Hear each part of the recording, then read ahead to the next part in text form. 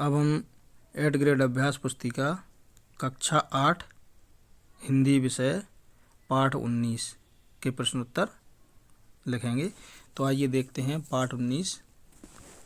ये देखिए पाठ 19 बहादुर बेटा। ये देखिए पहला प्रश्न देखने से पहले इसके निर्देश पढ़ेंगे। बहुविकल्पी है, सही उत्तर छांट कर लिखिए।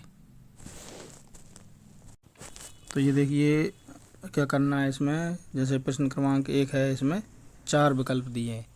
तो इनमें से जो विकल्प सही है उस पर हमको सही का चिन्ह लगाना है और उसको नीचे लिखना भी है। तो पहला प्रश्न हम देखेंगे, बहादुर बेटा पाठ की विधा है। ए है, विकल्प देखते हैं, ए है कहानी, बी है निबंध, सी संस्मरण, डी एकांकी। तो इसका सही उत्तर है डी एकांकी। इस पर सही का चिन्ह लगा लें और लिख भी लें। प्रश्न क्रमांक 2, हे भगवान वाक्यांश में विराम चिन्ह लगेगा। तो ये देखिए ए है प्रश्नवाचक, बी है पूर्ण विराम, सी है विस्मय बोधक, डी है योजक चिन्ह। तो इसका सही उत्तर है सी विस्मय बोधक। तो सी वाले विकल्प पे सही का चिन्ह लगा लें और इसको नीचे लिख भी लें।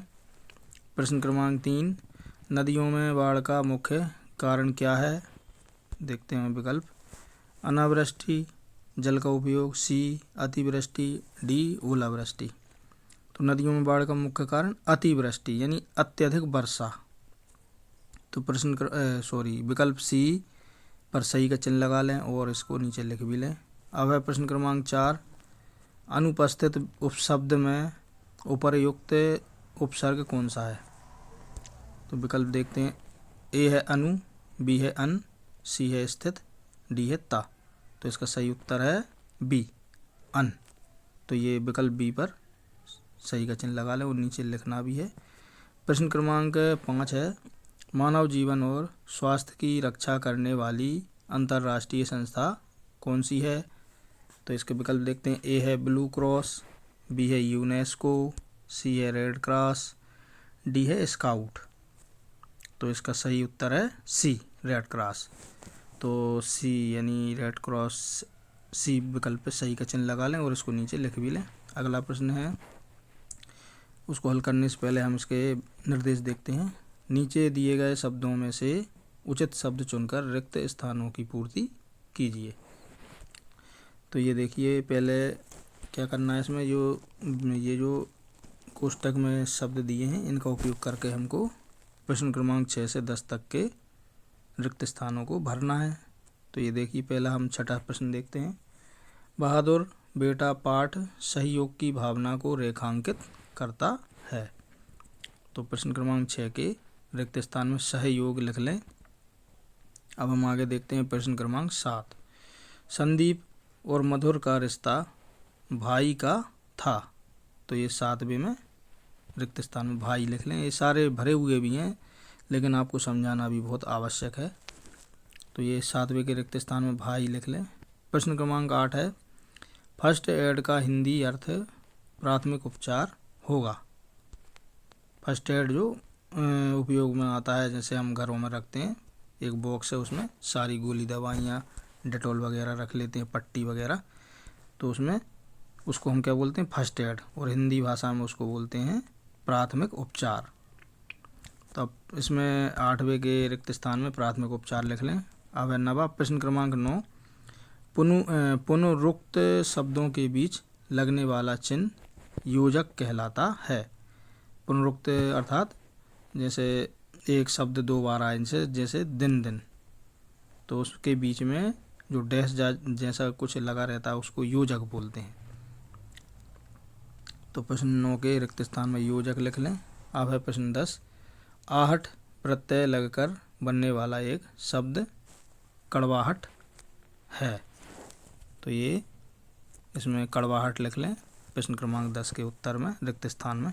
अब हम देखते हैं अगला, अति लघु उत्तरीय, यानी नीचे जो प्रश्न दिए हैं ये इनके जो उत्तर हैं अति लघु उत्तरीय रूप में लिखना है। अति लघु उत्तरीय मतलब होता है एक वाक्य में या एक शब्द में।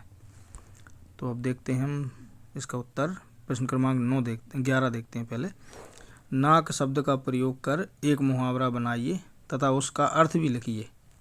देखिए नाक शब्द का उपयोग करके एक मुहावरा, नाक में दम करना, अर्थ है परेशान करना। अब अगला प्रश्न देखते हैं 12, बेटा के दो पर्यायवाची लिखिए। बहुत ही सिंपल क्वेश्चन है ये। तो बेटा के हमें दो पर्यायवाची लिखना है। तो देखिए बेटा को पुत्र बोलते हैं और सुत, तो ये दो पर्यायवाची लिखे हैं, एक पहले में पुत्र दूसरे में सुत। अब है अगला प्रश्न 13, रेड क्रॉस के सदस्यों को कैसे पहचाना जा सकता है। तो इसका उत्तर देखिए, रेड क्रॉस के सदस्यों को उनके सफ़ेद कपड़े पर लाल क्रॉस से पहचाना जा सकता है। यानी रेड क्रॉस के जो सदस्य हैं वो सफ़ेद कपड़े पहनते हैं और उनके कपड़ों पर लाल क्रॉस का चिन्ह लगा रहता है। तो ऐसे हम उनको पहचान सकते हैं कि ये रेड क्रॉस के सदस्य हैं, यानी उनकी ड्रेस से। प्रश्न क्रमांक है 14, काम करने को तो यहाँ भी बहुत है, चाहो तो तुम घर पर जाकर चंदा इकट्ठा कर सकते हो, यह किसने किससे कहा। तो ये देखिए उत्तर इसका मधुर ने कुलदीप से कहा। ठीक है, इसका उत्तर आप लिख लें। अब अगला प्रश्न देखते हैं 15, प्राकृतिक आपदाएं किन्हें कहते हैं, किन्हीं 4 आपदाओं के नाम लिखिए। प्राकृतिक आपदाएं वो होती हैं जो प्रकृति द्वारा होती हैं, इन्हें मनुष्य नहीं कर सकता। तो ये देखिए इसका उत्तर, प्राकृतिक आपदाएं वे घटनाएं हैं जो प्रकृति में अचानक होती हैं और व्यापक रूप से नुकसान पहुंचाती हैं। प्राकृतिक आपदाएं 4 हैं, बाढ़, भूकंप, तूफान, सूखा। ये देखिए प्राकृतिक आपदाओं के वो नाम भी लिखें कितने प्रकार की होती हैं। अब अगला प्रश्न है 16, मैं नदी के पास क्यों जाऊंगा, वह तो खुद ही हमारे पास आ गई, इसका आशय लिखिए, यानी इसका अर्थ लिखना क्या है। देखिए इस वाक्य का आशय यह है कि अब बाढ़ इतनी बढ़ चुकी है कि नदी का पानी खुद ही गांव में आ गया है, इसलिए नदी के पास जाने की आवश्यकता नहीं है।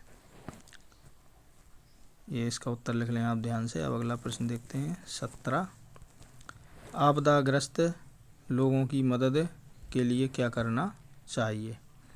तो ये उत्तर देखते हैं, आपदाग्रस्त लोगों की मदद के लिए भोजन, पानी, कपड़े, दवाइयाँ और आश्रय की व्यवस्था करनी चाहिए। जब आपदा आ जाती है तो हमें भोजन, पानी, कपड़े, दवाइयाँ आदि और रहने के लिए घर की व्यवस्था बहुत ज़रूरी है, इनकी व्यवस्था करना बहुत अनिवार्य है। प्रश्न क्रमांक 18 है, बहादुर बेटा पाठ का कौन सा पात्र आपको अच्छा लगा और क्यों। तो ये देखिए इसमें जो लिखा है, हो सकता है आपको और कोई सा पात्र अच्छा लगा हो तो आप अपने शब्दों में लिख सकते हैं, लेकिन हमने जो लिखा है उसको आप देखिए ध्यान से। आप ये भी लिख सकते हैं, मुझे बहादुर बेटा अच्छा लगा क्योंकि उसने विपरीत परिस्थितियों में भी हिम्मत नहीं हारी और बाढ़ पीड़ितों की मदद करने का साहसिक निर्णय लिया। अब दीर्घ उत्तरीय प्रश्न आ गए हैं। ये दीर्घ उत्तरीय प्रश्न वे होते हैं जो मतलब 5 या 10 वाक्यों में लिखाए जाते हैं, यानी बड़े उत्तर लिखना है इनके। तो ये देखिए प्रश्न क्रमांक 19, बाढ़ पीड़ितों की कोई 5 समस्याएं लिखिए। यानी कोई बाढ़ आ जाती है किसी गांव में या शहर में या किसी क्षेत्र में, तो वहाँ उनके साथ क्या क्या समस्याएं होती हैं, उन समस्याओं को हमें वर्गीकृत करना है। तो ये देखिए 5 समस्याएं लिखना है केवल। तो देखते हैं ये 5 समस्याएं। पहला है घरों का नष्ट होना, जब बाढ़ आती है तो घर सारे नष्ट हो जाते हैं। दूसरा है खाद्य सामग्री की कमी, बाढ़ के साथ खाने पीने की सामग्री भी नष्ट हो जाती है।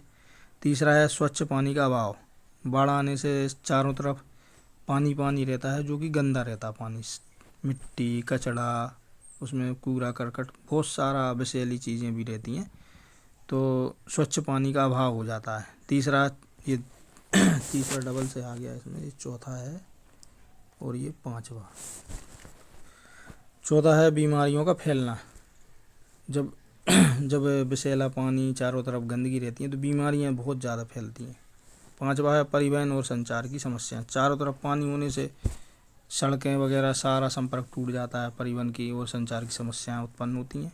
तो ये 5 आप समस्याएं लिख सकते हैं। अगला प्रश्न है 20वां, बाढ़ से बचने के लिए आप क्या अन्य साधन स्थान पर बाढ़ से बचने के लिए आप अन्य स्थान पर जा रहे हैं तो आप अपने साथ क्या क्या लेकर जाएंगे।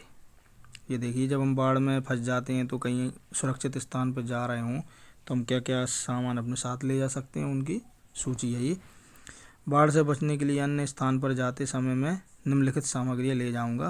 पहला है ज़रूरी दस्तावेज, आप अपने ज़रूरी कागज़, आधार कार्ड, पैन कार्ड, बैंक की किताब, पासबुक, ये सब आवश्यक ज़रूरी दस्तावेज में आते हैं। दूसरा है भोजन और पानी, तो जो भी आपके पास भोजन पानी है सूखा या जो भी अपने स्तर से वो रख लें। तीसरा है कपड़े और दवाइयाँ, कपड़े और दवाइयाँ भी ज़रूरी हैं। चौथा है टॉर्च और मोबाइल, बाढ़ के कारण सभी जगह बिजली व्यवस्था चौपट हो जाती है तो हम अपने टॉर्च और मोबाइल ज़रूर रखें।